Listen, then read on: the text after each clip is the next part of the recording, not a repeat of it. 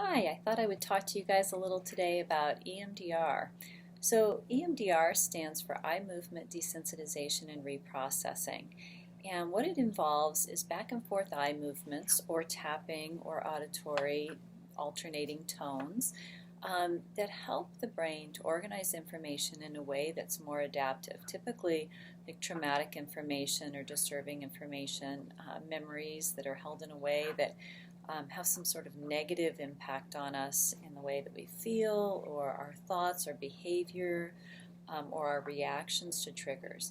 And so it changes that information, helps the brain to transfer that information over to be stored in a way that's more adaptive, less triggering, less upsetting. So those bilateral eye movements or taps or tones tend to be the mechanism that really helps that to happen. So some of the questions people ask about this are how long does it take? And the answer is that it really varies by clients. If there's a lot of trauma, a lot of old trauma involved, sometimes it takes a little bit longer to work through the process. So more sessions are involved, which could be anywhere from a few sessions to a few months of sessions to even longer than that.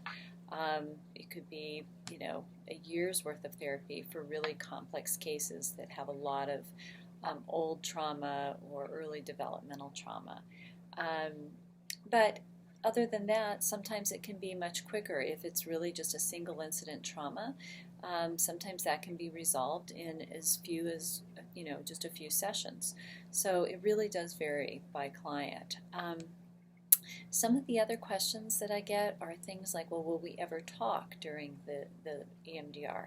And yes, we do talk briefly in between each set because the eye movements are offered in sets. We'll do a set of eye movements, we'll stop, I'll check in, and then we resume the eye movements. And those check-ins are typically pretty short. However, we'll spend some time at the beginning of the session and the end of the session just checking in and talking a little bit about how things were going or any other concerns that they might have. Otherwise, if somebody really wants to feel like they're still getting some talk therapy, we do talk therapy for sure. We'll spend some sessions talking and not doing any EMDR at all. So we do kind of weave the two in together. What is EMDR used for? Well, EMDR is used for a myriad of things. PTSD is the one that's most commonly known in conjunction with EMDR, but it's also used for things like anxiety, grief, depression, addictions, OCD, eating disorders, lots of things that EMDR is really effective with. So if you have any other questions about EMDR that you'd like for us to answer, please reach out, contact us. Another option is to go to our website where we've got lots of information on there about EMDR, articles you can read, the ways that we use this with various issues. So definitely check it out for some more information. Thanks so much, and I hope you guys have a great day.